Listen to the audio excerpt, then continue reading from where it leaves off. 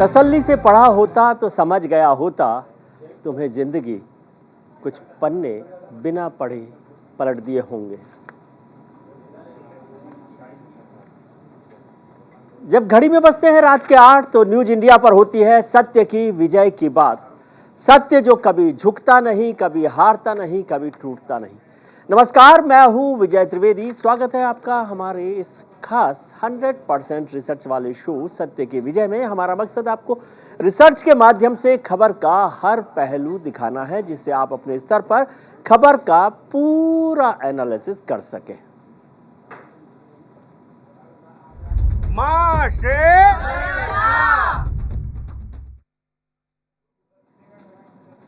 देश के प्रधानमंत्री नरेंद्र मोदी ने भी एक बार कहा था, पूरी खुशहाली, समग्र विकास तभी संभव है जब आप यह देखें कि मुस्लिम युवाओं के एक हाथ में कुरान शरीफ है तो दूसरे हाथ में कंप्यूटर।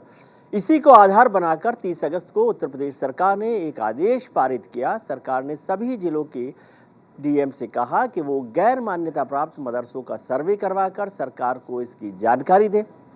आखिर इस सर्वे की टाइमलाइन क्या है और इसमें क्या पूछा जाएगा, ये पहले हम समझने की कोशिश करते हैं। मदरसों पर क्यों योगी सरकार सख्त है? उसने कहा है कि गैर मान्यता प्राप्त मदरसों का सर्वे किया जाए और वो सर्वे शुरू हो गया है।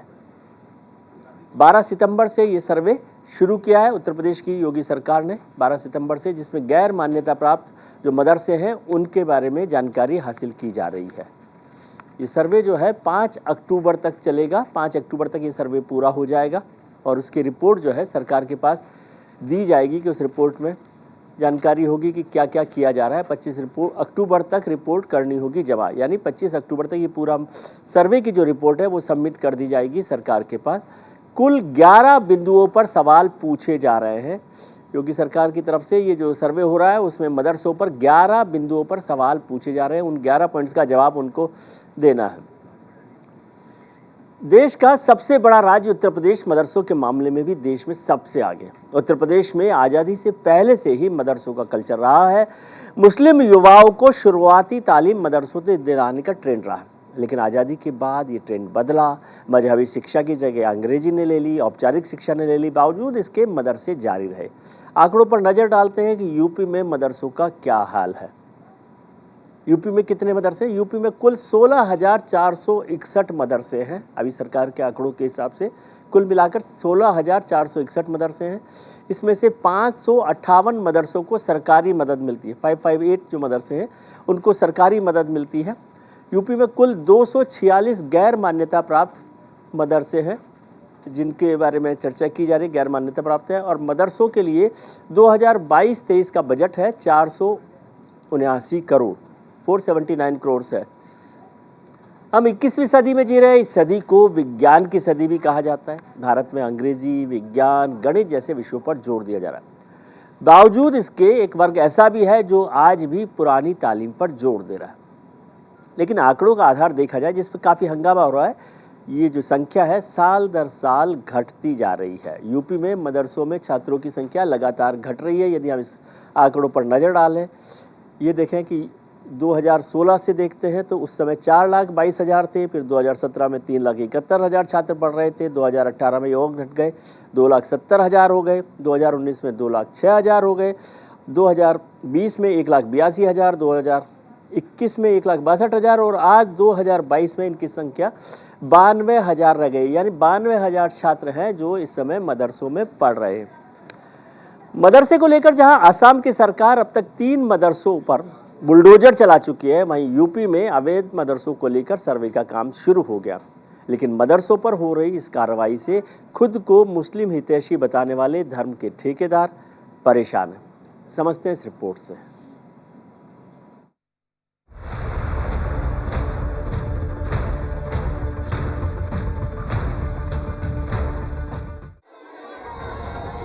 मदरसे पर छिड़ी है सियासी महाभारत। मदरसे के तालीम पर है संग्राम, मदरसे के सर्वे पर है सवाल। असम से उत्तर प्रदेश तक मदरसे को लेकर घमासान। एक तरफ यूपी की योगी सरकार मुस्लिम छात्रों को बेहतर शिक्षा मिले, इसके लिए सूबे में गैर मान्यता वाले मदरसों का सर्वे करा रही है। तो दूसरी तरफ असम में मदरसों के आतंकी लिंक सामने आने के बाद हिमंता बिस्वा सरकार ने ऐसे मदरसों पर बुलडोजर चलाने की कार्रवाई की। इसके बाद से मदरसों को लेकर सियासी जंग छिड़ गई है। मदरसों में सर्वे को AIMIM के अध्यक्ष असदुद्दीन ओवैसी ने छोटा NRC बताया। समाजवादी पार्टी के सांसद ST हसन ने सर्वे के बाद मदरसों पर बुलडोजर चलने का अंदेशा जताया। जमीयत उलेमा हिंद के प्रमुख मौलाना महमूद मदनी ने कहा कि मदरसों पर सरकार की निगाह गलत है, लेकिन इन सबसे 2 कदम आगे बढ़कर ऑल इंडिया इमाम एसोसिएशन के अध्यक्ष मौलाना साजिद रशीदी तो लोगों को भड़काने में लग गए। आप कहें कि साहब हम जो है प्राइवेट मदरसों का भी करेंगे, तो मैं मुसलमानों से एक अपील करना चाहता हूं कि इस तरह का नोटिस जो भी लेकर आए उसको 2009 का वो कानून दिखाइए और चप्पल जूतों से उनका स्वागत कीजिए। वहीं योगी सरकार के मंत्री मदरसे के सर्वे पर हो रही राजनीति को गलत बताते हैं। उनका कहना है कि ये मदरसों के मॉडर्नाइजेशन के लिए उठाया गया कदम है। सर्वे जो है ये केवल एक आंकड़ा जुटाने के लिए, ताकि भविष्य में सरकार कोई योजना बनाती है, कोई पॉलिसी ले आती है, तो उससे उन छात्रों को भी फायदा हो। मदरसों में क्या क्या पढ़ाया जाता है, इस पर पूछताछ हो रही है, ताकि मदरसों में अच्छी शिक्षा दी जा सके। अगर मदरसों में कुरान के साथ साथ कंप्यूटर पढ़ाया जाता है तो हर्ज क्या है? अगर मदरसों में हिंदी और अंग्रेजी पढ़ाई जा रही है तो नुकसान क्या है? मौलवी बनने के साथ अगर गणित का ज्ञान भी मिले, दिक्कत क्या है? Bureau report, news India. UP में मदरसों के सर्वे को लेकर छिड़ी सियासी जंग के बीच गैर मान्यता प्राप्त मदरसों का सर्वेक्षण शुरू हो चुका है। सर्वे टीम को 5 अक्टूबर तक काम पूरा करना है और 25 अक्टूबर तक सरकार को रिपोर्ट सौंप देनी है। योगी सरकार के इस फैसले के बाद तमाम मुस्लिम संगठनों ने अपनी नाराजगी जाहिर की है। ऐसे में सवाल उठता है कि क्या यूपी में मदरसों के सर्वे का मकसद क्या है? क्या मौलाना जो है मुसलमानों को भड़का रहे हैं, कुछ मौलाना जो है मुसलमानों को भड़का रहे हैं, और क्या मदरसों पर बुलडोजर चलाना सही है जो असम की सरकार ने किया है? आज इसी मुद्दे पर चर्चा करने के लिए हमारे साथ जुड़ रहे हैं यूपी स्टेट हज कमेटी के चेयरमैन साहब मोहसिन रजा साहब हमारे साथ कुछ देर में जुड़ेंगे। इग्नू के पूर्व additional director doctor M Abdul Samad Ibrahim साहब हमारे साथ जुड़ गए हैं और लखनऊ से ही सामाजिक कार्यकर्ता ताहिरा हसन जी हमारे साथ जुड़ गई हैं। आप सबका बेहद शुक्रिया सर। इब्राहिम साहब, सबसे पहले आपसे समझना चाहता हूं कि मदरसों को लेकर जो कुछ हो रहा है, सरकार की तरफ से एक्शन हो रहा है, कुछ संगठनों का विरोध हो रहा है, इस सब का मसला क्या है, इसका क्या मायने हैं और मदरसों की कितनी ज़रूरत है हमें आज, जिसको लेकर इतना हंगामा हो रहा है?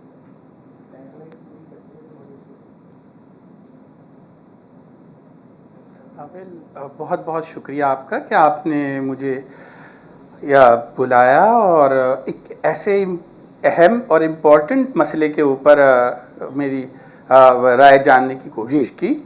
एक बहुत बड़ा सवाल ये है कि क्या कि जब हमारा देश आज़ाद हुआ तब से गांधी जी का जो तसव्वुर था कि हमें पूर्ण स्वराज मिलेगा, उसके अंदर एक बहुत इम्पोर्टेंट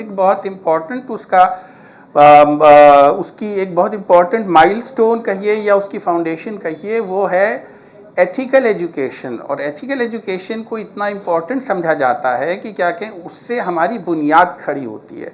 मतलब अगर हम अपने धर्म ईमान के पक्के हैं तभी हम जो हैं विश्वास के साथ अपने देश के साथ, अपने समाज के साथ, अपने माँ बाप के साथ, अपने बड़ों के साथ, अपने व्यवसाय के साथ न्याय कर सकेंगे जी। अब इसके अंदर ये बहुत ज़रूरी है ये समझना कि जैसे कि महात्मा गांधी ने जामिया मिलिया इस्लामिया के लिए कहा था कि अगर इससे इस्लामिया हटाया गया तो मैं उसकी बहुत मुखालफत करूंगा, क्योंकि ये सब चीज़ें जो हैं हमको हमारे आज़ाद होने के बाद वो ख्वाब हमारा पूरा करती हैं जिसके लिए हमें आज़ादी मिली थी जी। मुसलमान बच्चों को जो हिंदुस्तान का एक अहम हिस्सा हैं, उसकी ताकत हैं, बजाय इसके कि वो कमज़ोरी बने, उनका ईमान, उनका धर्म जो है वो उनको वो ताकत देता है जिससे वो के न्याय के साथ खड़े हो सकें, क्योंकि उनको पहला सबक जो मिलता है कुरान से और मदरसों में जो मिलता है वो ये कूनू मा सादिकीन, सच के साथ खड़े हो। इन्हीं मदरसों ने हमको आज़ादी दी है जी। और अगर आप गौर करें तो पाकिस्तान का नक्शा और पहला पाकिस्तान का वर्ड कॉइन करने वाले कैम्ब्रिज के प्रोफेसर्स थे, जैसे रहमत अली साहब, चौधरी रहमत अली, मतलब ये सब लोग किसी मदरसे के बच्चे ने वो नहीं दिया। मदरसे के बच्चे और मदरसे के तालिब इल्म मौलाना अबुल कलाम आज़ाद, मौलाना हिफ्जुर रहमान, ये वो लोग थे जिन्होंने गांधी जी के साथ और गांधी जी से कंधे से कंधा मिलाकर इस देश को आज़ाद कराया। इसीलिए हमारे बड़े से बड़े लीडरों ने ये कहा था कि इस मुल्क के अंदर दो रहमतें आई, एक इंडियन नेशनल कांग्रेस और एक देवबंद का मदरसा, जिसने हमारे मुल्क को आज़ाद कराया। अब जब हमारा मुल्क आज़ाद हो गया है तो ये लाजिम है कि वो अपने दीन धर्म को समझते हुए अपनी समाज का हक भी समझें और उसके लिए वो गणित, कंप्यूटर, सारी मॉडर्न तालीम हासिल कर सकें। लेकिन अफसोस ये है कि उनको तो दाखिला ही नहीं मिलता किसी स्कूल में। मतलब काश आज ये जो पूरा ड्रामा उठ रहा है, वो जो आशंका है वो इसलिए है कि मत दूध कल्हारिन ले चली मत सब ये सप्ताही, मतलब एकदम से जो प्रेम उठा है मदरसों के लिए, इस पे शक क्यों हो रहा है? क्योंकि जो लोग वजूद ही उजाड़ना चाहते हैं कम्युनिटीज़ का, मार्जिनलाइज कम्युनिटीज़ का, उनको इतनी ममता कैसे एकदम से जाग गई? ये तो बहुत अच्छी बात है अगर सच का विकास और सच का साथ, और जो प्राइम मिनिस्टर ने कहा कि एक हाथ में कुरान और एक हाथ में कंप्यूटर हो, ये देश की शक्ति है। और अगर हम इस बात को सच कर दें और इस दफ़ा कल्हारिन जो है वो दूध ही लेके चले, तो ये इस देश के लिए बहुत बड़ी विजय है। हमारा विजय रथ जो पूरे संसार को इस वक्त आगे लेके जा रहा है, रास्ते दिखा रहा है, उसके लिए हम एक नई किरण हैं। और अगर हमारे मुसलमान बच्चे, हमारे मदरसे उसके साथ खड़े हो जाएं और अगर उनके साथ न्याय हो जाए, तो इससे बड़ा कोई सेटिस्फैक्शन नहीं हो सकता, इससे बड़ा कोई ट्रिब्यूट नहीं हो सकता। 75 ईयर्स जो हमारे आज़ादी के 75 साल बन रहे हैं, इससे बड़ा सेलिब्रेशन नहीं हो सकता। ठीक है, बहुत बड़ी बात है, लेकिन इसके अंदर वो सच हो जिससे हम मदरसों की मदद कर सकें, बल्कि उनको शुक्रिया। ठीक है, इस पर चर्चा जारी रखेंगे। ताहिरा हसन जी हमारे साथ जुड़ी हुई हैं। ताहिरा हसन जी सोसाइटी में बहुत शिद्दत के साथ काम करती हैं। ताहिरा जी, डॉक्टर इब्राहिम ने जो बात कही वो मुझे समझ नहीं आई कि तंज में है या हकीकत में है, कि जो मोहब्बत पर शक है, ये जो मोहब्बत हुई है सरकारों की मदरसों को लेकर, इस पर क्यों शक है और क्या मदरसों की असली हालात है? आज़ादी के वक्त के मदरसों को और आज मदरसों के हालात को क्या एक साथ जोड़कर देख सकते हैं?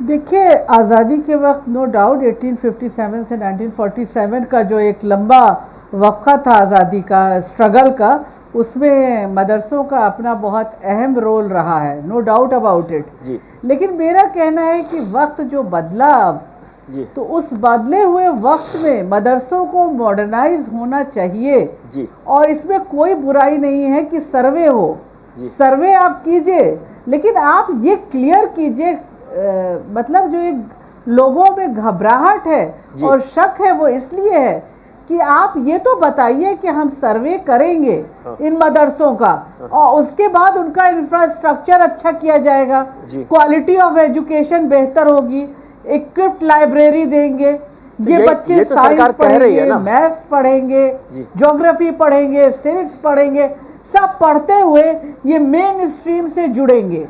अगर ये बात आप करेंगे तो मुझे लगता है कि कोई आपके खिलाफ खड़ा हो, लेकिन एक बड़ी जमात जो है माइनॉरिटी की, वो आपके साथ खड़ी होगी, क्योंकि मार्जिनलाइज क्लास का बच्चा जाता है यहाँ, मदरसों में बातें सब कर रहे हैं, लेकिन आप जब पूछेंगे तो ज्यादातर मौलानाओं के बच्चे भी मदरसों में नहीं जाते हैं, इंग्लिश मीडियम स्कूल में पढ़ने जाते हैं। ये गरीब बच्चों को क्या चाहते हैं कि वो सिर्फ अरबी पढ़ें, दीनियात पढ़ें, हम इसके खिलाफ नहीं है, थियोलॉजी पढ़ें, सब कुछ पढ़ें, लेकिन उसके साथ साथ साइंस, मैथ्स और कंप्यूटर और बेहतर लाइब्रेरी ये जरूरी है उनके लिए। उनका साइंटिफिक टेम्पर भी डेवलप होना चाहिए। जी ताहिरा जी, सरकार भी तो यही कह रही है, एम्फेसिस होनी चाहिए। जी ताहिरा जी, सरकार भी यही कह रही है कि सर्वे का मकसद तो ये है। देखिए, सरकार कह रही है, हाँ, लेकिन मैं ये समझना चाहता हूँ जो डॉक्टर इब्राहिम ने कहा कि ये जो मोहब्बत है सरकार कह रही है, इस पर शक क्यों है?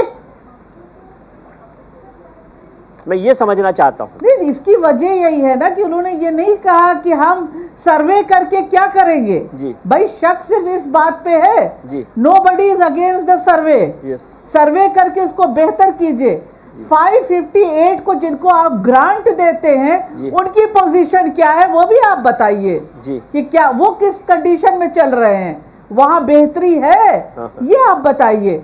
और शक क्यों ना हो, सच्चर कमेटी आई, एक डॉक्टर की तरह उसने बताया ये कम्युनिटी की हालात बदतर है, फिर रंगनाथ ने आके दवा दिया, उसने कहा ये दवा की जाए कम्युनिटी की, दोनों रद्दी के बस्ते में पड़े। तो हम कैसे, मतलब कम्युनिटी कैसे यकीन कर ले? इतना पैसा आपने कमीशनों पे खर्च कर दिया और उसको इम्प्लीमेंट नहीं किया, तो जाहिर है कि यहाँ पे आप कहिए कि हम इसका सर्वे करने के बाद इसको बेहतर बनाएंगे। ये मार्जिनलाइज क्लास के बच्चे जो हैं ये भी साइंटिफिक टेम्पर इनके अंदर डेवलप करेंगे, ये मेन स्ट्रीम से जोड़े जाएंगे जी। और फिर मौलाना क्या कह रहे हैं, कौन क्या कह रहा है, उनको कहने दीजिए।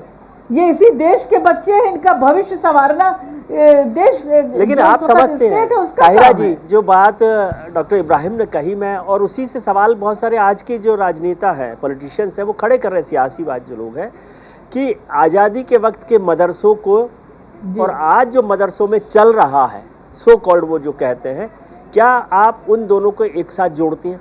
एक सवाल तो बड़ा खड़ा ये हो रहा है। और फिर जब सब लोग चाहते हैं कि मदरसों से बेहतर लोग निकले, बेहतर बच्चे हों, बेहतर एजुकेशन हो, तो फिर सारे जो मौलाना है, सो कॉल्ड मौलाना मैं उन्हें कहता हूँ, वो इसके खिलाफ क्यों खड़े हैं? और उनके खिलाफ आप क्यों नहीं खड़े हो रहे? आप मतलब जो लोग इसमें बेहतरी चाहते हैं उनके हम खिलाफ हैं जी। मैं तो बराबर बोल रही हूँ विजय जी, मैं उनके खिलाफ हूँ, मैं बड़ी साफ गोई से कह रही हूँ। जो मौलाना बताते हैं वो इस्लाम नहीं है जी। जो मौलाना कहते हैं वो इस्लाम नहीं है। इसलिए मैं बार बार कहती हूँ, कुरान को आप ट्रांसलेशन जिस जबान में समझते हो उसमें पढ़िए। बिल्कुल इन बच्चों को, मार्जिनलाइज क्लास के बच्चों को बेहतर एजुकेशन मिलना चाहिए। मौलाना अपने बच्चों को भेजे ना मदरसों में जी, वो क्यों नहीं भेज रहे हैं? आप पहले इसमें भी सर्वे करवाइए जी कि कितने मौलाना के बच्चे मदरसों में पढ़ रहे हैं, कितने एलीट मुसलमान के बच्चे मदरसों में पढ़ रहे हैं, कितने प्रोफेसर और डॉक्टर्स के बच्चे मदरसों में पढ़ रहे हैं, फिर उसके बाद बात हो इसमें जी। सिर्फ आप चाहते हैं गरीब के बच्चे पढ़े, आप उंगली उठाइए, आपके पीछे चल रहे जी। डॉक्टर इब्राहिम, ये बहुत महत्वपूर्ण सवाल है कि जो गरीब है, जो सबसे गरीब मुसलमान है, जिसको ज्यादा जरूरत है एजुकेशन की, उसको आगे बढ़ने की, उसको मजबूत होने की, हम सिर्फ उसे मदरसों में भेजना चाहते हैं। और सबसे महत्वपूर्ण बात है जो मैडम ने कहा कि जितने लोग मदरसों की वकालत कर रहे हैं उनमें से किसी के बच्चे मदरसों में नहीं पढ़ते जी जी जी जी। देखिए ये तो मतलब एक मतलब सवाल ये उठ रहा है, मतलब इसीलिए इसके ऊपर शक हो रहा है क्योंकि मदरसों के अंदर मदरसे जो हैं इस वक्त, कुछ मदरसे ऐसे होंगे जो बड़े मदरसे हैं जिनके पास रिसोर्सेज हैं, जो अपने आप को एक उस तरह से लेके चल रहे हैं, लेकिन मदरसा जनरली जो है एक बहुत मार्जिनलाइज्ड वो है, एक ऑर्फनेज है, एक यतीम खाना सा है जो बेचारा 2 रोटी दे रहा है, पढ़ना लिखना थोड़ा सा सिखा रहा है, अलिफ बे पे सिखा रहा है, गिनती सिखा रहा है और एक शेल्टर दे रहा है किसी यतीम और किसी कमज़ोर बच्चे को।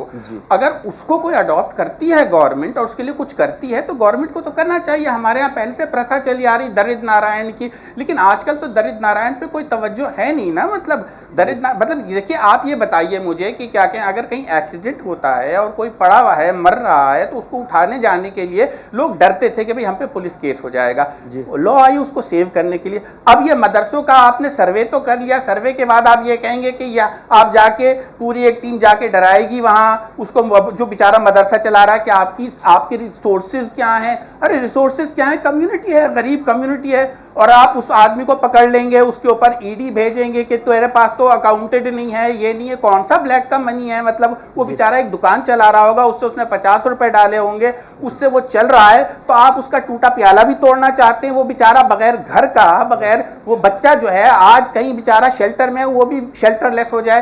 पहले तवज्जो इस पे दीजिए कि जो ये शेल्टर्स हैं इनको आप प्रोटेक्ट करेंगे, कोई कमिटमेंट दीजिए, कोई कमेटी बिठाइए कि ये इतने प्रोटेक्टलेस, ट्रीटलेस चिल्ड्रन हैं, स्ट्रीट में दोबारा ना चले जाएं, इनको आप बेस्ट से बेस्ट दीजिए। मदरसे में कौन बच्चा जाना चाह रहा है आज़ादी के बाद? सब जो है चांद के ऊपर जाना चाहते हैं, सब पढ़ना चाहते हैं। आप किसी मुसलमान बच्चे को स्कूल में तो दाखिला करा के दिखाइए, होता भी है दाखिला क्या? कितनों का होता है? और रिजर्वेशन दीजिए ना उनको स्कूलों के अंदर। आप तो खुद मान रहे हैं कि वो एजुकेशन में सबसे पीछे हैं, दलितों से भी पीछे हैं, स्टैटिस्टिक्स बता रही। उनको पढ़ाने के लिए आप रिजर्वेशन दीजिए, उनको आप अपॉर्चुनिटीज दीजिए, और जो उनके बच्चे जो इन मदरसों में पढ़ रहे हैं उनको आप अडॉप्ट करिए, गवर्नमेंट उन्हें अडॉप्ट करे और बेटर स्कूल्स दे, उनको अपॉर्चुनिटीज दे। कौन जाएगा मदरसे के अंदर? और मदरसों की दास्तान ये कि मदरसों में क्या हो रहा है, क्या हो रहा है मदरसों में सिवाय अल्लाह अल्लाह के? ये तो जबरदस्ती का वो है, हर जगह कुछ ना कुछ हो ही रहा है जहां कुछ होने को है। और क्यों हो रहा है? एल के अडवाणी जी ने ये कहा था साफ कि मदरसों में कुछ नहीं हो रहा, पार्लियामेंट में एज होम मिनिस्टर जी। और आज अगर कुछ हो रहा है तो इसीलिए हो रहा है क्योंकि दूध जो कलहारी लेके चली है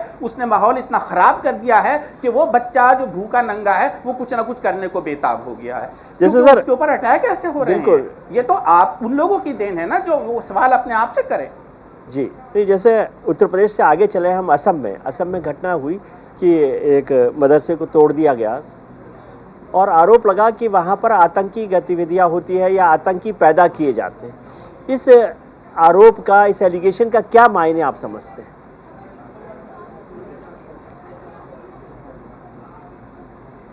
बहुत डेंजरस बात है ये बहुत बड़ी सिक्योरिटी इशू है हमारे लिए कि हम जो है स्टेट इस वक्त रिस्पॉन्सिबल है इस एटीट्यूड को क्रिएट करने के लिए कि जहाँ मदरसे ऐसी जगह थी जहाँ अल्लाह अल्लाह सिखाया जाता, शांति जहाँ उनके लिए सद्भाव सिखाया जाता था और सिखाया जाता है, वहाँ भी वो बच्चे बेचारे नंगे भूखे परेशान वो कुछ ना कुछ तोड़ फोड़ करने पे मजबूर हो रहे हैं या नहीं हो रहे। ये तो कोर्ट साबित करेगा ना।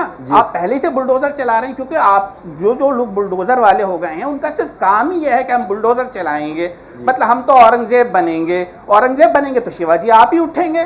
तो ये औरंगजेबियत जो है ये डेमोक्रेसी में नहीं चल सकती। वो उस वक्त चल सकती थी कितने साल पुराने पहले, अब नहीं चलती। अब शिवाजी हैं और सब बच्चे शिवाजी हैं हिंदुस्तान के, सब खड़े होंगे अपने लिए और सब बोलेंगे, सब लड़ेंगे, सबको कंप्यूटर चाहिए।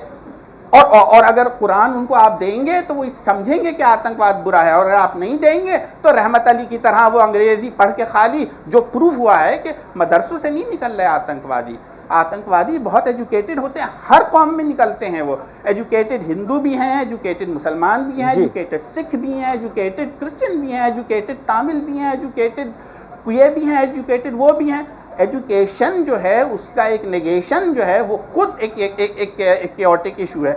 अगर उसके अंदर से आत्मा ईमान निकाल दिया जाए, मदरसे आत्मा ईमान का गढ़ हैं, उनको वो रहने दीजिए। आप जो हैं उनके साथ न्याय करिए, आपके साथ भी न्याय होगा। किसी के साथ अन्याय ना करिए, लोगों पे बुलडोजर ना चलाइए, ममता से, मोहब्बत से, योग से, अयोग से नहीं, अधर्म से नहीं, राम का नाम लेकर रावण राज ना चलाएं, गांधी जी का राम राज लाएं। जी ताहिरा जी, छोटा सा जवाब इस पर चाहता हूं आपका। जी ठीक जी मदरसों पे जो आपने असम के मदरसे पे बात कर रहे हैं जी। हाँ नहीं, देखिए मेरा कहना है कि कहीं आतंकवाद अगर चल रहा है, कहीं पे गलत हरकतें चल रही हैं, तो उसके ऊपर कानून है देश में। सबसे बड़ा लोकतंत्र संविधान से चलता है, तो कानून का इस्तेमाल होगा वहां पे जी। और आप उसको अगर बुलडोज कर देंगे, आप हटा दीजिए जो उसको चला रहे हैं, उनके ऊपर मुकदमे लगाइए, सख्त से सख्त सजा करिए उनकी, कोर्ट में केस चलेगा, वहां पे तय होगा। जुडिशरी हमारे इंस्टीट्यूशंस है, हमें उन पे ट्रस्ट करना पड़ेगा। लेकिन आप उस मदरसे में जो बच्चे पढ़ रहे हैं उसको अपने हाथ में ले लीजिए, उसको उनको एजुकेशन दीजिए, उनको वहां पर बेहतरी कीजिए उनकी जी। आप उनको मॉडर्नाइज कर दीजिए उसको। ठीक है, इस पर चर्चा करेंगे। जो उसका जिसने ये काम किया है उसको आप पकड़ लीजिए जी। ठीक है, पहले बात आज के सवाल की। हमारा आज का सवाल है कि क्या मदरसे बच्चों को मुख्य धारा से अलग ले जा रहे हैं, मेन स्ट्रीम से अलग ले जा रहे हैं? आप अपनी राय हमें ट्विटर पर हाँ या ना में दे सकते हैं। हमारा ट्विटर हैंडल है @newsindia24/7। इसका जवाब हम आपको शो के आखिर में दिखाएंगे।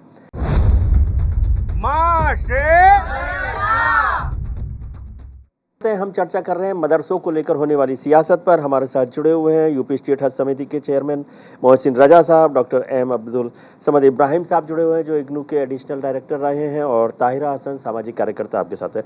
रजा साहब, आपसे समझना चाहता हूं, क्योंकि आप पिछले 5 साल भी सरकार में अल्पसंख्यक मंत्रालय को लेकर काम करते रहे, अब भी लगातार काम कर रहे हैं, क्यों नाराज हो गए हैं आजकल? इब्राहिम साहब आपकी मोहब्बत पर शक कर रहे हैं। नहीं, ऐसा बिल्कुल नहीं है। हम तो सबका साथ, सबका विकास, सबका विश्वास, और अब तो सबका प्रयास भी ले रहे हैं जी। सबके प्रयास से ही देश आगे चलेगा ना विजय भाई जी। क्योंकि अब जो बात इब्राहिम भाई कह रहे हैं जी, अभी तक देखिए क्या है कि जैसे बात में अक्सर कहते हैं लोग, हम तंज की राजनीति नहीं करना चाहते, ना तंज की कोई बात करना चाहते हैं जी। कोई भी चीज को अपग्रेड करेंगे, कोई चीज को बेहतर करेंगे तो सवाल आएंगे जी। लेकिन अगर कोई पहल आदरणीय मोदी सरकार ने, आदरणीय यूपी सरकार ने की है देश में और उत्तर प्रदेश में, तो उसकी सराहना होना चाहिए। आज आधुनिकीकरण हो रहा है। आज मदरसों में पहली बार एनसीईआरटी की पढ़ाई आदरणीय योगी सरकार में लागू हुई। क्या इससे पहले नहीं हो सकती थी? आपने तो जमाने से कहा, आप इतने सीनियर हमारे जर्नलिस्ट हैं, हम लोग तो आपको देखा करते हैं हमेशा से, जब राजनीति में नहीं थे तब भी आपको देखा करते थे और सुना करते थे। तो इसलिए ये सवाल आज जो पैदा हो रहा है, हाँ, जहां पर अब जैसे एक बयान अभी एक मौलाना का आया जो अपने आप को इमाम एसोसिएशन का अध्यक्ष बता रहे हैं राष्ट्रीय, वो कह रहे हैं कोई अगर आए मदरसे में सर्वे करने के लिए, तो अब आप ये बताइए मदरसे का पढ़ा हुआ अगर कोई मौलाना इस तरह की बात कर रहा है और हिमायत मदरसे की कर रहा है और ये कह रहा है बच्चों से कि तुम चप्पल से लेकर उनसे बात करना, तो उनको कौन सी शिक्षा आप दे रहे हैं? ना तो ये धार्मिक शिक्षा हुई, ना ये सामाजिक शिक्षा हुई। उसी को बेहतर करने के लिए सर्वे कराया जा रहा है। सर्वे में सबको कोऑपरेट करना चाहिए जी। आज हम तो सर्वे से रजा साहब, सर चिंता ये हो रही है, ताहिरा हसन जी से भी हम बात कर रहे थे, वो कह रहे थे कि सर्वे का पर्पज क्या है, कुछ साफ करें तस्वीर की, क्या उसके बाद आप उनको ठीक करेंगे, वहाँ पर उनका जो कंप्यूटराइजेशन है या एजुकेशन लेवल है या मदद है उसको ठीक करेंगे, या फिर वैसे मुझे नहीं पता, लेकिन आजकल बड़ी चिंता रहती है कि कहीं ईडी तो नहीं भेज देंगे आप? देखिए, अभी एक सवाल मैं आपके सामने उठा दूं तो बड़ा प्रश्न आएगा, और ये बात आपको मैं इसलिए बताऊंगा क्योंकि आप बहुत वरिष्ठ जर्नलिस्ट हैं हमारे जी, और हम आप सबको आप सवाल करते हैं, आप इस बात को उठाइएगा जी। जैसे हमारे यहाँ नदवा है जी, जैसे हमारे यहाँ देवबंद है जी, नदवे की मैं बात कर रहा हूँ कि नदवा किसी भी हमारी गवर्नमेंट ऑर्गेनाइजेशन से रजिस्टर्ड है ही नहीं, और वहां विदेश से बच्चे आते हैं और वहां पढ़ते हैं आकर। तो अब उनकी सुरक्षा या मदरसे की सुरक्षा या उत्तर प्रदेश की सुरक्षा, ये सारी जिम्मेदारी सरकार की होती है या नहीं होती जी? सर्वे होना चाहिए, जांच इसमें होना चाहिए या नहीं होना चाहिए, इस पर कौन कहेगा कि नहीं होना चाहिए? विदेशों के बच्चे आते हैं, अलग अलग कंट्रीज के बच्चे आते हैं, उनकी सुरक्षा के साथ साथ वहां पर क्या हो रहा है और ये जो उनको वहां पर मदद आ रही है वो मदद किस रास्ते से आ रही है, उन बच्चों के हित के लिए आ रही है या उसमें कुछ गड़बड़ लोग भी आ रहे हैं। ऐसे कई जहां पर केसेस आए, मैं ये नहीं कह रहा हूं कि सभी ऐसे हैं, लेकिन अभी एक उदाहरण हुआ कि इसकी कोई रजिस्ट्रेशन नहीं है कहीं, जैसे all India Muslim personal law board एक इतना बड़ा महाज बनाया गया था कि जैसे लग रहा था कि मुसलमानों के लिए सिर्फ सबसे बड़ा हुई एक पर्सनल लॉ है जो कि इसी से सारे मुसलमान गवर्न होंगे, जबकि हमारी शरीयत में ऐसा कहीं कुछ नहीं है कि मुसलमानों का कोई पर्सनल लॉ नहीं है। जो देश का लॉ है वही हमारे लिए लॉ काम करता है, लेकिन वो एक दुकान चलती है लोगों की। ऐसे ही मदरसे को लेकर जो लोग बेचैन हैं,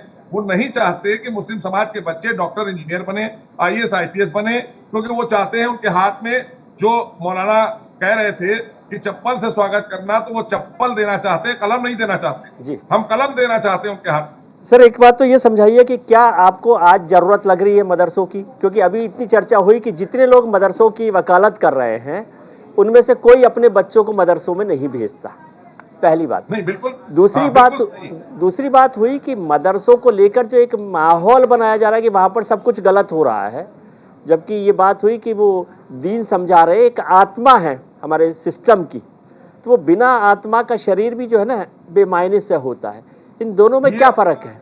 हो सकता है इब्राहिम भाई ने ये बात कही है, उनको लगता होगा कि मदरसा मेरी आत्मा है, तो मेरी आत्मा तो नहीं हो सकता, मेरे लिए एक शिक्षण संस्थान हो सकता है जी, शिक्षा का माध्यम हो सकता है मदरसा, क्योंकि वहाँ एक धार्मिक शिक्षा दी जाती है। हमें धर्म विरासत में मिला है, मदरसे से नहीं मिला है मुझे धर्म। मैं तो पैदा ही हुआ हूँ, मुझे मुसलमान कहेंगे विजय भाई आप, मैं आपको हिंदू कहूंगा, क्योंकि जिस समाज में हम हैं हमको हिंदू मुसलमान कहा जा रहा है ना, हम तो इंसान है ना। ये तो ईश्वर से बात कीजिए, अल्लाह से बात कीजिए।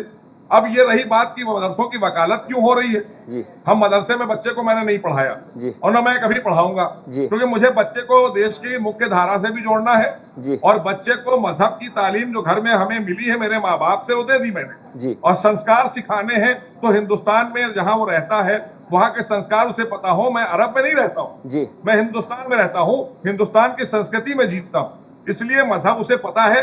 मुझे भी पता चल गया, मैंने किसी मौलाना से नहीं पढ़ा है मजहब, मुझे पता चल गया जी कि अल्लाह एक है, रसूल है, उनका कलमा पढ़ना है हुजूर सल्लल्लाहु अलैहि वसल्लम का, तब हम मुसलमान कहे जाएंगे, जैसा बताया गया। तो वह इतनी बात है ना। लेकिन सामाजिक शिक्षा डॉक्टर इंजीनियर बनाने के लिए मुल्लिम मुंशी आमिल कामिल फाजिल की डिग्री लेकर वो बच्चा मुख्य धारा से कभी नहीं जुड़ेगा जी, और वो साजिद रशीदी की तरह बयान देगा बड़ा होकर। जी डॉक्टर इब्राहिम,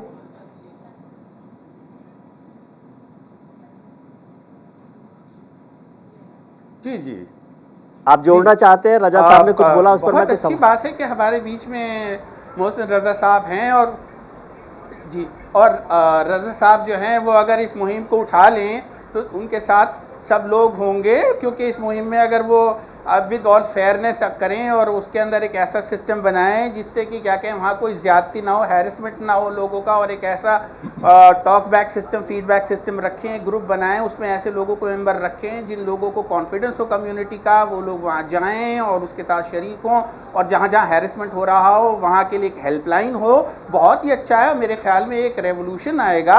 और लेकिन द पॉइंट रिमेन्स कि क्या कहें ये धरती जो है, इस धरती का लाल जो है, और जिसको मतलब मोहसिन रजा साहब का तो मुझे पता नहीं, लेकिन ये क्या मैं तो मानता हूँ और ये मेरे ख्याल में इस देश की आत्मा भी मानती है कि विवेकानंद जो हैं और उनके साथ जितने मदरसे के उलमा हैं, मतलब उनका जो अब तो लोग तब तो ये भी चाहते हैं कि मदरसे के अंदर बच्चे पैंट सूट में जाएं तो जाएं, लेकिन विवेकानंद तो जिस धोती में गए थे और जिस शान से अमेरिका गए थे और जिस धर्म को लेके गए थे और जिस आस्था से लेके गए थे, उसका आनंद जो है, उसी आनंद के अंदर एक संपर्क है एक आत्मा से, और वो आत्मा जो थी इसी वजह से थी क्योंकि वो एक मिशन से जुड़े हुए थे, और उस मिशन के अंदर बाहर से लोग आते हैं और उस मिशन में कोई गवर्नमेंट का कंट्रीब्यूशन नहीं है और सारी दुनिया में वो मिशन चल रहा है, और ऐसे सारी दुनिया से मदरसों में लोग आते हैं और आएंगे। देश हमारा आज़ाद है, हमारी आत्मा आज़ाद है, ये एक आत्मा का रिश्ता है। और मदरसा हर चीज़ का एक इंस्टीट्यूट होता है, हर चीज़ आपको इलाज कराना हो तो आप कहीं जाते हैं, मदरसे हमेशा से रहेंगे और हमेशा रहेंगे, और वो एक आत्मा का संबंध है, उनका ईमान से भी संबंध है, जिनके लिए हैं उन बच्चों के लिए हैं, उन बच्चों का वो पहला गहवारा है ईमान का, और वो रहेगा हमेशा। उस जब तक हिंदुस्तान परवान चढ़ेगा वो भी परवान चढ़ेंगे। और ये ड्रामा पूरा जो है, यही सारा ड्रामा है कि नाम लेते हैं विवेकानंद का, काम करते हैं उनके खिलाफ, मदरसों से विवेकानंद की धोती उतरवाना चाहते हैं और मदरसे के अंदर बच्चों को क्या बनाना चाहते हैं। अरे भाई आप उनको एस्ट्रोनॉट बनाइए, कौन रोक रहा है? आप उनको खाना पीने का प्याले के ऊपर तो चोट मारते हैं, लात मारते हैं, उसका प्याला तोड़ते हैं, उसके ऊपर बुलडोजर चलाते हैं, मासूम बच्चों के ऊपर, मासूम घर लूटे गए हैं उनके, किस तरह से।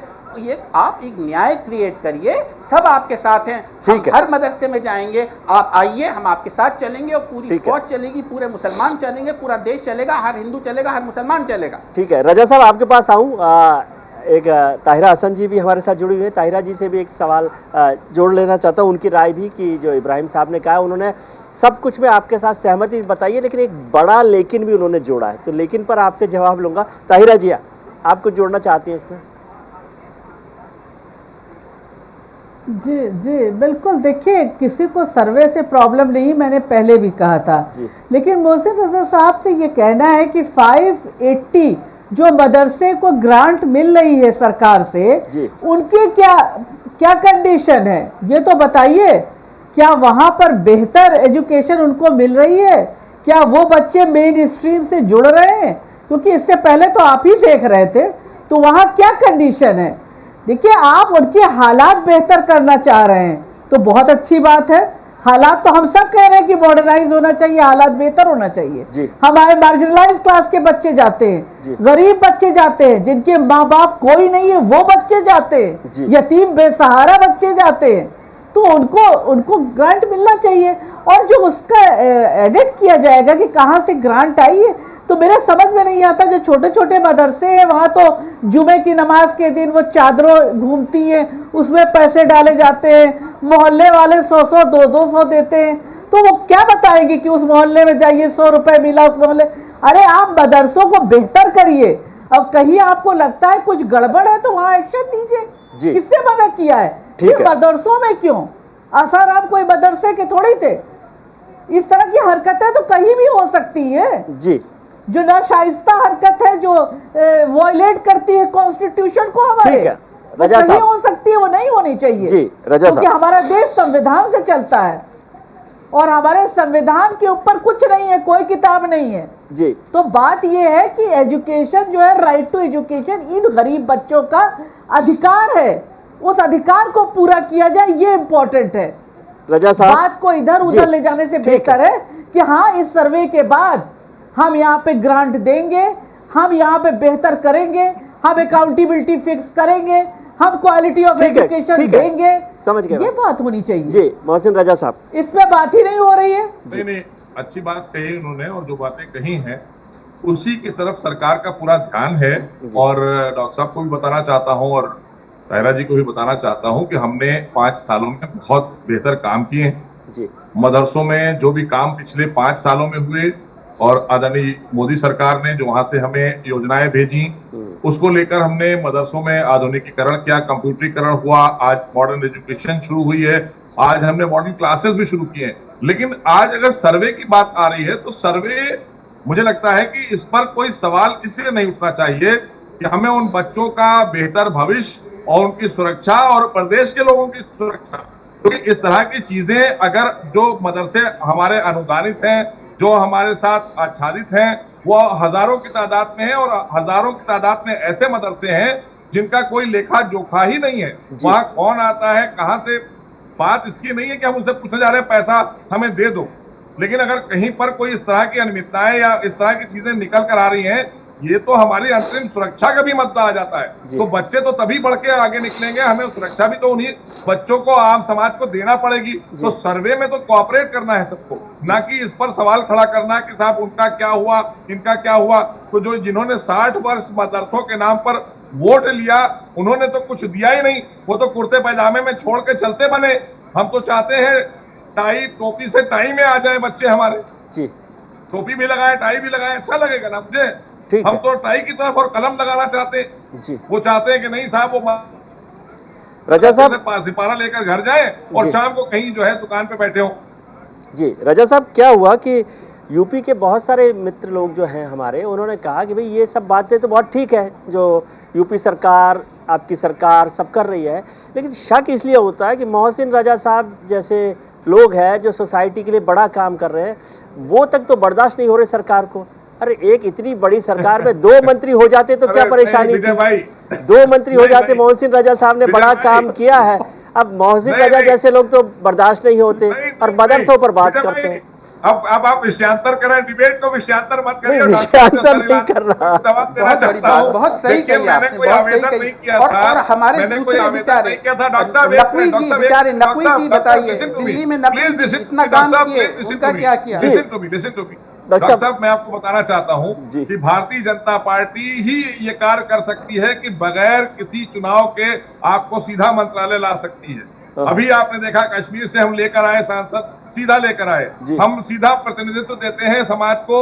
अभी हम लाए 2 साल में 2 टर्म की सरकार में 2 मंत्री दिए, 3 MLC आपके पास में है हमारे समाज के। तो इसलिए ये प्रश्न तो विजय भाई लगता ही नहीं हमारे ऊपर, ये तो बनता ही नहीं। मेरे कई सर हमेशा रजा साहब, मोहसिन साहब लखनऊ में, अलीगढ़ में, सहारनपुर में बहुत सारे मेरे मित्र हैं, उन्होंने कहा सर ये तो पूछिए कि एक अच्छा भला शख्स जो सरकार में बहुत बेहतर काम कर रहा था उसको रख लेते, 2 लोग हो जाते तो कौन सा ऐसी परेशानी हो जाती। और दूसरे को अवसर दिया, मैं सहयोग तो कर रहा हूँ ना, इसमें क्या परेशानी किसी को है? मैं हूँ तो सरकार का ही पार्ट, मैं भी तो अभी सदन में ही हूँ। तो आप तो जानते हैं ना, आपके नीचे बहुत सारे बच्चे हैं जो आपसे कुछ ना कुछ सीखते हैं, आपके अनुभव से कुछ लेते हैं। तो अब हमारे थोड़ा सा अनुभव हमारे सीनियर लोगों ने दिया है, तो मैं जूनियर को अपने साथ लेकर चल रहा हूँ ताकि देश का भविष्य और उज्जवल हो ना, हमारा समाज आगे बढ़े।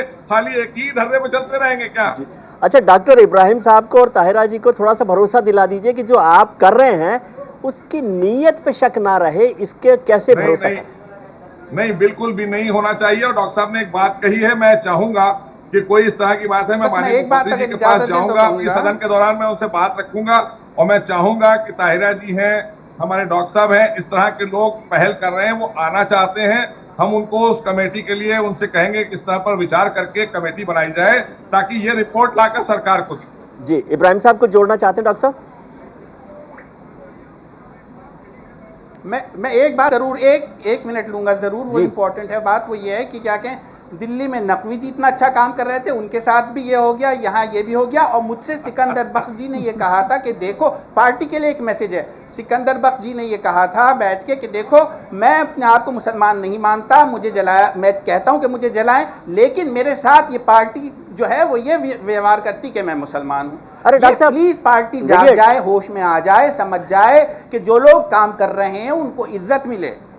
डॉक्टर साहब, ये तो देखिए पॉलिटिक्स की बात जो रजा साहब ने कही, हालांकि मेरी तकलीफ है कि वो रहते अच्छे से तो ज़्यादा अच्छा लगता, लेकिन अब वो तो रविशंकर जी को भी हटाया सरकार में से, प्रकाश जावड़ेकर साहब को भी हटाया, तो ये तो सरकारों के काम अलग अलग तरीके से चलते हैं, वो तो अलग पॉलिटिक्स है। नहीं, ये बात नहीं है। देखिए इस पे मैं तो एक बात शेयर की, मैंने एक बात शेयर की, मेरी फीलिंग नहीं थी, मुझसे सिकंदर बख्श जी ने कहा था। जी, मैं कह रहा हूँ अब टाइम आ गया, पार्टी चेंज करे अपने आप को। हाँ, नहीं, मैं तो अपनी फीलिंग भी बताई कि मोहसिन रजा साहब रहते तो ज़्यादा अच्छा लगता। ताहिरा जी?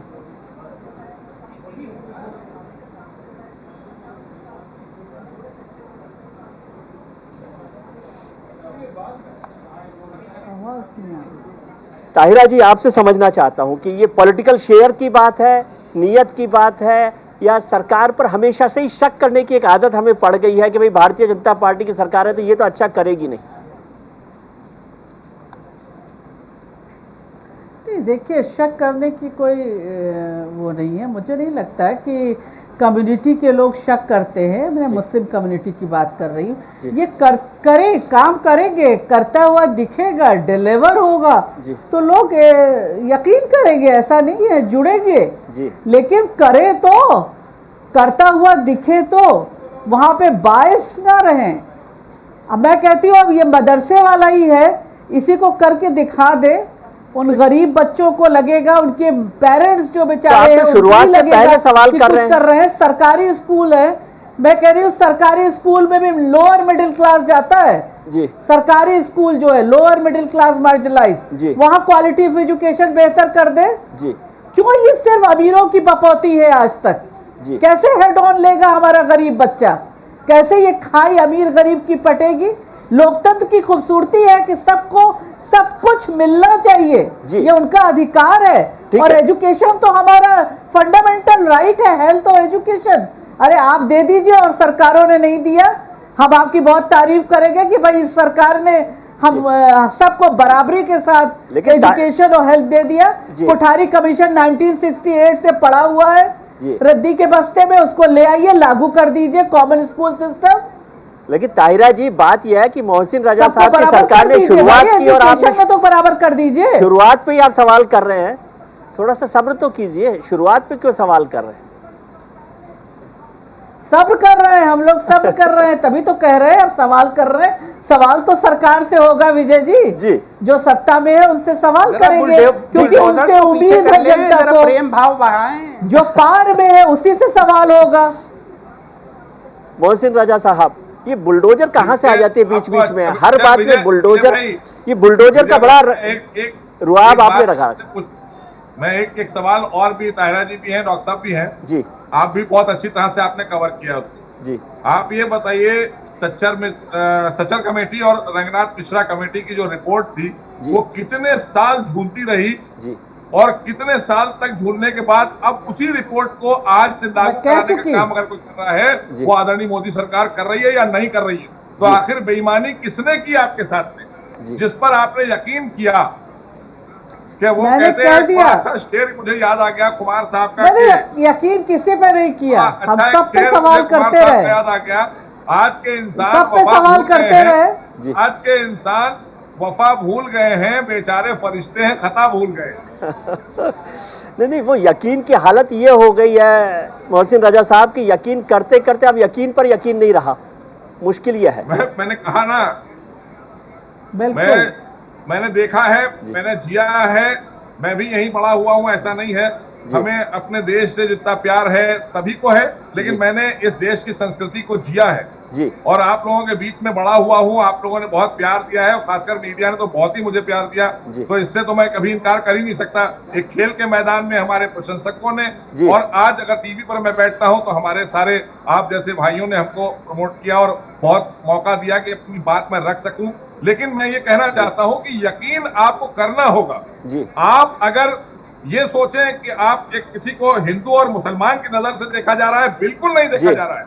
हिंदुस्तान की नजर से देखा जा रहा है, हिंदुस्तानी की नजर से देखा जा रहा है और हमारी सरकार का चश्मा हिंदुस्तान का है, हमारे पास पाकिस्तानी चश्मा नहीं है। ऐसा ही हो, काश ऐसा ही हो। इसी का इंतजार कर रहा है हिंदुस्तान। सब लोग तैयार हैं इसके लिए, सब साथ खड़े हैं। 75 साल हो गए, अगर ये बात नया शुरू कर लिया जाए, एक नया चैप्टर शुरू कर लिया जाए तो सब आपके साथ हैं। ठीक है, ठीक है। ताहिरा जी आपको जोड़ना चाहते हैं, वक्त बिल्कुल नहीं है। एक्शन में आ जाएं ये बातें, इसी का इंतजार है जी, इसी का इंतजार है। बिल्कुल, बस एक सेकेंड जी। मैंने कहा कि रंगनाथ की रिकमेंडेशन अगर इम्प्लीमेंट करते हैं आप जी, तो मुझे लगता है बहुत कुछ कम्युनिटी के हालात बदलेंगे जी।